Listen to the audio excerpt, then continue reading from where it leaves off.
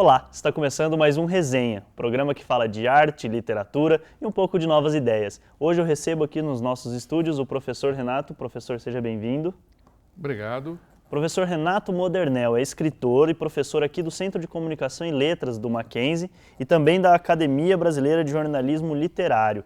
Recentemente foi publicado este livro dele, A Notícia como Fábula, que ganhou o terceiro lugar na categoria Comunicação do Prêmio Jabuti. Exato. Professor, o que é a notícia como fábula, realidade e ficção se confundem na mídia? Do que o senhor trata neste livro?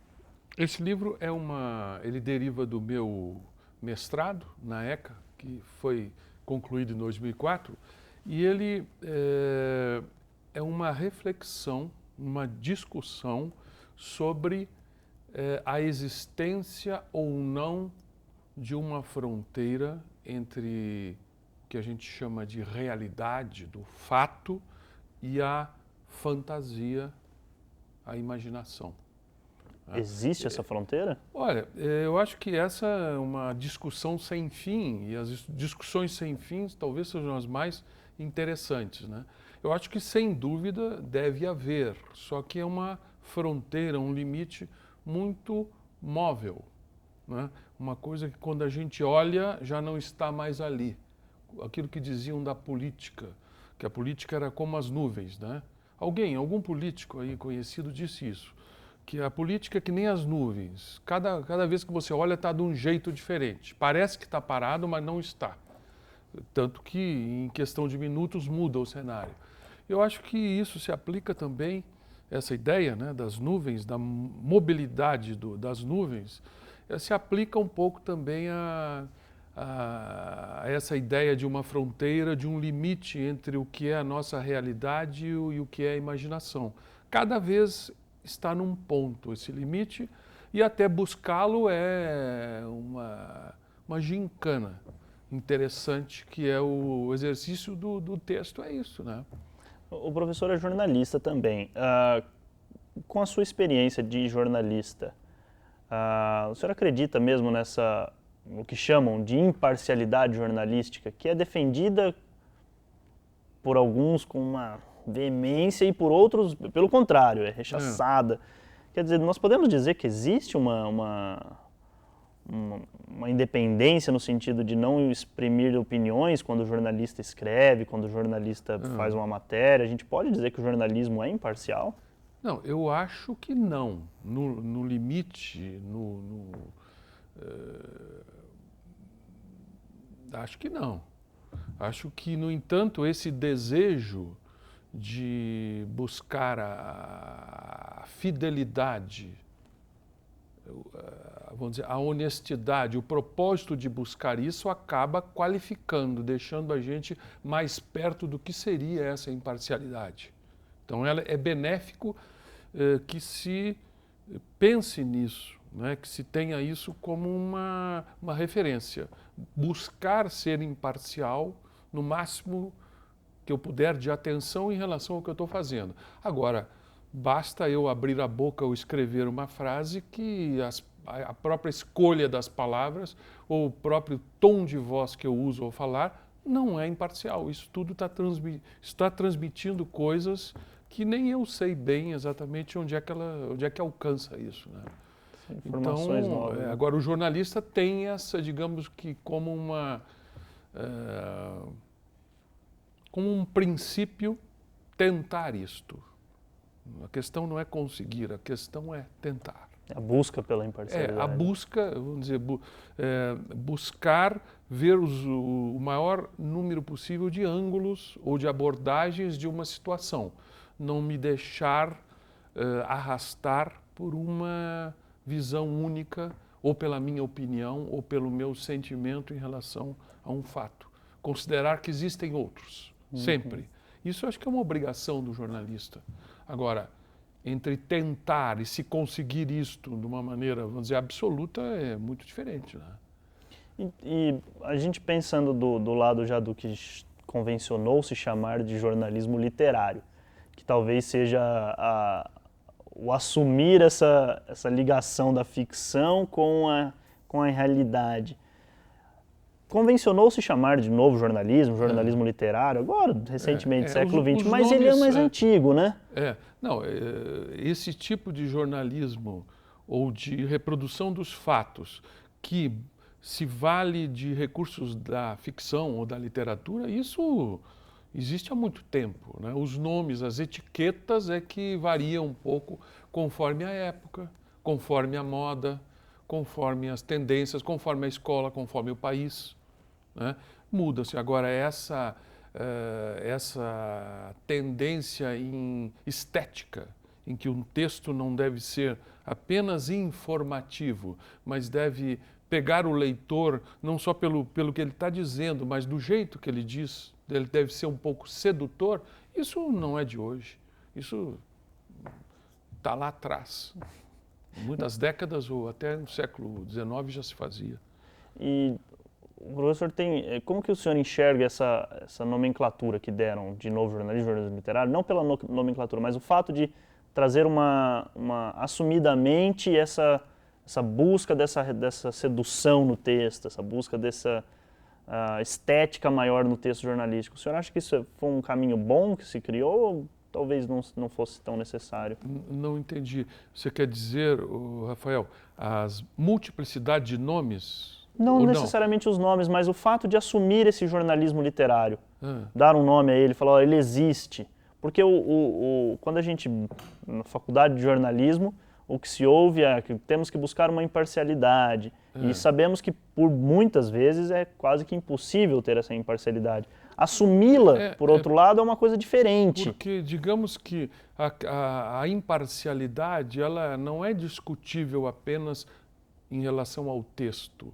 Já antes, quando se vai fazer uma cobertura de um fato, já a escolha do repórter, a escolha da página, enfim, existe uma série de decisões anteriores ao momento em que alguém escreve um texto que já transmite, já faz um recorte prévio daquilo, já é uma janela, sem que a gente perceba, né?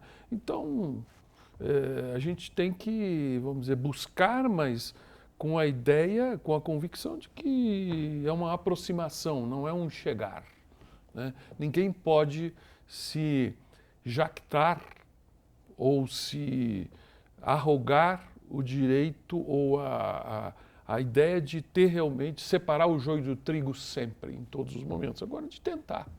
O caminho talvez seja mais importante do que agora, a chegada. Os nomes, quer dizer, eu não sei se este nome, jornalismo literário, no fim, é uma discussão acadêmica que interessa aos jornalistas, aos professores, a nós, aos alunos, a quem é da área.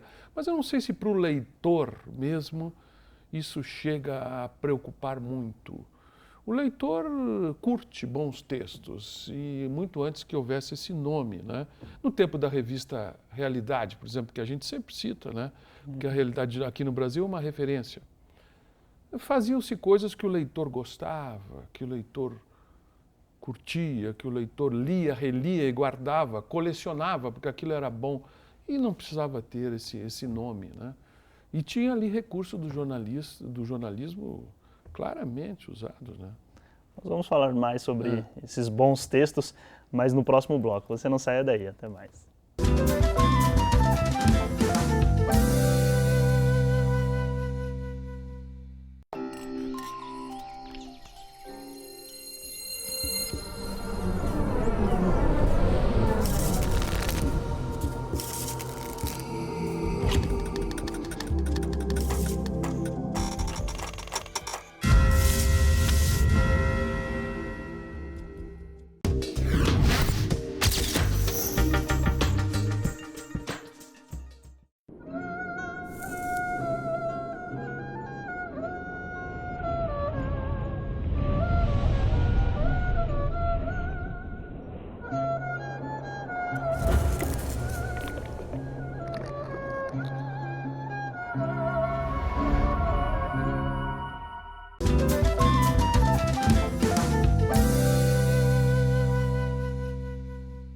Estamos de volta com Resenha, hoje conversando com o professor Renato Modernel um pouco sobre jornalismo, ficção, se existe uma fronteira e onde que está essa fronteira.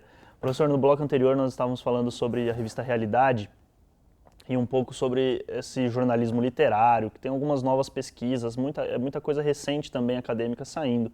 Mas o professor comentou que tem um nome importante nessa área. Quem que é? Exatamente. É um livrinho pequeno, um livrinho preto, que eu tenho há muito tempo, que me deram de presente, um amigo italiano, e eu guardei esse livro. Ele resistiu e sobreviveu a muitas mudanças, não sei como, porque ele é muito fácil de perder, e estava lá parado.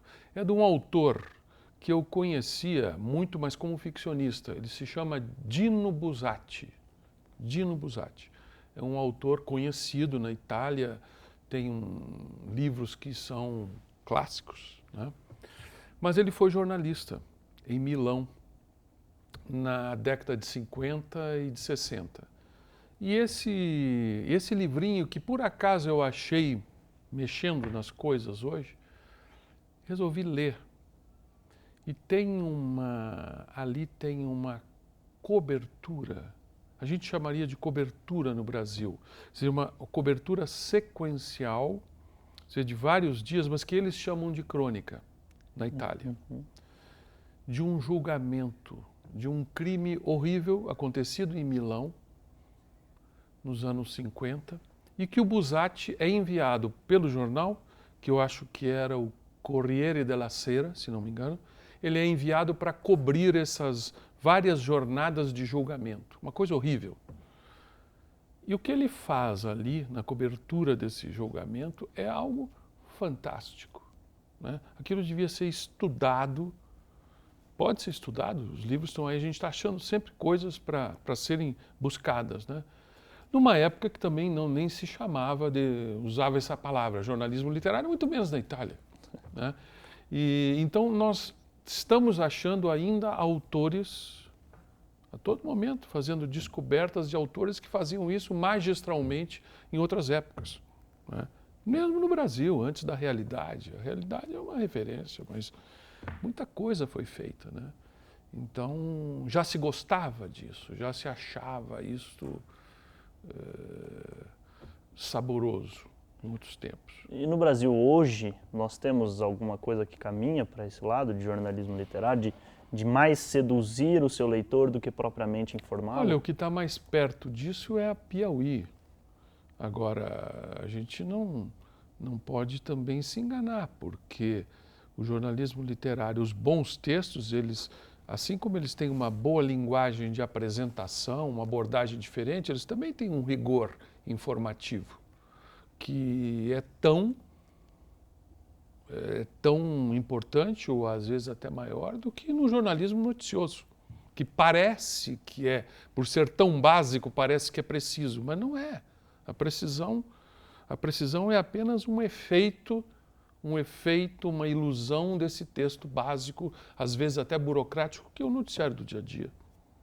Tá? E pensando um pouco, não sei se o professor já estudou isso, mas para o lado da televisão, porque isso é muito fácil da gente, não fácil, mas é mais tangível para a gente pensar em jornalismo literário quando a gente fala de texto escrito. Quando a gente leva para a televisão, pensar em um roteiro, quando a gente leva para o cinema, o roteiro de um cinema, é possível ver um pouco dessa questão de jornalismo literário influenciando esses outros veículos também? Bom, os documentários brasileiros que têm se destacado nos últimos anos, né? A gente sabe que o cinema brasileiro tem um ponto forte nos documentários, né? Bem mais do que nos filmes de ficção. Tem coisas muito próximas a isso, muito próximas da reportagem, né? O olhar é da grande reportagem, que resulta num documentário. Eu não estou muito atualizado com televisão, já há algum tempo eu não tenho televisão. Eu não devia dizer isto aqui, mas agora já falei. Mas não é para espalhar. Não vou espalhar, não. Então, o que tem na televisão hoje, na televisão diária, eu não estou muito ao par, o que tem de mais recente. Mas no cinema, às vezes, eu vou ver documentários e vejo isso claramente. Isso não são reportagens. Todo procedimento é um procedimento jornalístico. E se nós pensarmos, então, nessa questão exatamente disso, da proximidade do método jornalístico, de reportagem, etc., quando o senhor dá o título aqui, a notícia como fábula, Tá. Jogar para a fábula essa questão, quando a gente pensa em notícia, a gente pensa justamente nessa fórmula, que no jornalismo eles chamam de lead, o que, quem, quando, como, onde, responder as perguntas básicas para o leitor ter essa informação, mas fazer esse casamento. Por que fábula? Quer dizer, é uma palavra que traz muitos significados. Fábula é uma palavra que tem vários significados em diferentes países, até entre nós mesmo tem mais de um. Agora, a fábula, a sonoridade da palavra remete muito à imaginação, né? Coisas que são contadas e que transcendem, vão além daquilo que a gente pode imaginar, né? Digamos, Marco Polo, né?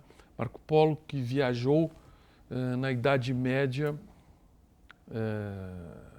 ao Oriente, supostamente. O que ele contou lá? Ele contou que existiam objetos que voavam, que existiam homens com cabeça de cachorro, uma série de coisas que ele contou. Aqui não tem, mas no Oriente tem. E aquilo era tido como relato real, né? Ninguém, naquela época, não se questionava. O Marco Polo inventou, era um ficcionista. Não, aquelas coisas ele viu e existiam no Oriente. As coisas voavam no Oriente e uma série de outras coisas, né? Hoje a gente vê com outros olhos, mas essa é a ideia de fábula, né? Que a gente vai para um mundo e relata coisas que não são conhecidas nesse mundo comum onde a gente vive, né? Só acontecem lá. Então, tem esse sentido de além da imaginação. Esse é o sentido mais comum da fábula. E é o que acaba acontecendo num texto mais elaborado. Faz a gente sonhar um pouco. Além daquilo que está sendo dito, faz a gente imaginar um pouquinho. Sair um pouco da informação e ir para a imaginação. Digamos que a fábula é uma informação que corre também não só nas linhas, mas também nas entrelinhas, né? Deixa espaço para a gente acrescentar coisas no ato da leitura. Esse é o sentido da fábula. Legal. Né? Próximo bloco a gente vai conversar um pouco mais sobre isso, até entrando nessa questão do Marco Polo, um pouco sobre viagens e narrativas de viagens que tem esse lado jornalístico do relato, mas também tem muito esse lado do imaginário, do imaginativo. A gente vai bater um papo, mas é no próximo bloco.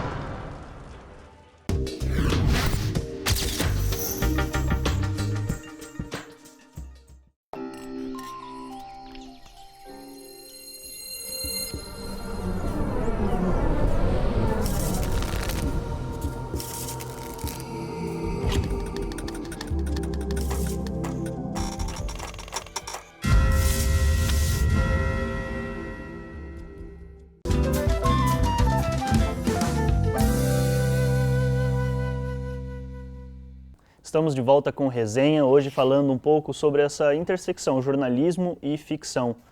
Professor, no bloco anterior nós estávamos conversando sobre até o Marco Polo, viajou supostamente ao Oriente, contou coisas supostamente, de lá. Não há certeza. Ninguém sabe exatamente o que foi. Essa coisa de narrar uma viagem, até eu sei que é uma área que o professor gosta muito, tem até o seu livro Em Trânsito. Por isso foi um tema de doutorado. Esse livro do qual falamos aqui agora há pouco é referente ao meu mestrado. Certo. E o assunto viagem e viajar e narrativa de viagem foi o tema de doutorado. E as narrativas de viagens, são relatos jornalísticos ou são muito mais relatos ficcionistas? Bom, acho que depende do autor, depende da viagem, mas a minha premissa nesse estudo aí é de que o próprio fato de viajar já nos predispõe à ficção. E isso não necessariamente um jornalista ou alguém que vai com um encargo de relatar, mas mesmo até o turista comum, né? Nos abre portas e caminhos de observação que são diferentes daqueles que a gente normalmente usa na nossa base, no nosso território do dia a dia. E que nomes da literatura a gente pode citar como grandes narradores de viagens? Bem, o próprio, são tantos, o Chatwin, o Calvino, são tantos nomes atuais, contemporâneos e antes, né? O Osman Lins no Brasil também fez. Muitos autores não se dedicavam especificamente a isso, mas em algum momento fizeram um livro de viagem. O Camus, que foi que nós estávamos falando um pouquinho antes, também é o caso. Até o livro do Camus, eu acho que o relato de viagem dele ao Brasil não está à altura da produção literária dele de ficção. Mas ele também tem um depoimento sobre o Brasil, de uma viagem feita aqui. E todos os autores praticamente têm 1, 2 títulos. Ou seja, todo mundo se aventurou em algum momento em relato de viagem. E fora aqueles que são os especialistas no assunto, né? O relato de uma viagem acaba sendo um gênero dentro da literatura? Eu acho que sim. Eu acho que sim, é uma coisa muito específica. Aliás, esse ponto é o que eu discuto ali, e a conclusão que chego é isso. Ela é tão específica, a literatura de viagem envolve fatores, né, tão próprios dela, do fato de alguém fazer a mala, pegar um meio de transporte, se deslocar até um outro ambiente, às vezes até um fuso horário diferente. Todo esse ritual da viagem, ela acrescenta ingredientes no relato, na narrativa, que só existem ali, quando a gente se sente isolado com uma mala num local novo, né? Eu acho que ela é muito específica. Ela pode-se dizer que dentro do jornalismo literário, que é uma área muito ampla, de várias vertentes, a narrativa de viagem é uma delas e muito característica, né? Muito marcante. E ela tem coisas próprias dela, por exemplo, existe um mecanismo de construção desse relato que acaba seguindo uma linha entre todos os autores ou não? Não, são coisas múltiplas, né? Múltiplas, e que dependem até, não só da pessoa, mas o próprio meio de transporte. Quer dizer, aquilo que o McLuhan dizia antigamente, nos anos 60, o meio é a mensagem. Aplicado à teoria da comunicação, a gente pode dizer que o meio é a mensagem no sentido de meio de transporte, né? É muito diferente você percorrer um país de trem, ou de bicicleta, ou de carro. Quer dizer, a maneira de deslocar-se implica num modo de observação, né? E isso, até a pé, a gente tem um livro belíssimo de narrativa de viagem que a gente estuda aqui, que é o do Herzog, do Werner Herzog, que é o cineasta, mas que escreveu um livro. Ele fez uma viagem a pé da Alemanha, não me lembro de onde ele partiu, se foi de Munique, de uma cidade da Alemanha, ele parte e vai até Paris, a pé, no inverno. Nossa. Então, o título do livro se chama Caminhando no Gelo. É o único livro do Herzog que eu saiba, do resto ele tem filme. Caminhando no Gelo. Olha, o fato dele ter escolhido este meio de deslocamento, isso tem uma razão, não é simplesmente uma extravagância, existe uma razão para isso. 1 mês andando no gelo, no inverno, condiciona todo o livro. Se eu tivesse ido de trem ou de ônibus, era outro livro, era relato. Outra experiência, né? E temos vários casos, né? E isso é um fator a mais na viagem, né? Como a gente se desloca, qual é a velocidade, que pessoas. Se você anda num trem, por exemplo, as pessoas que estarão lá dentro são completamente diferentes das que você encontraria num aeroporto.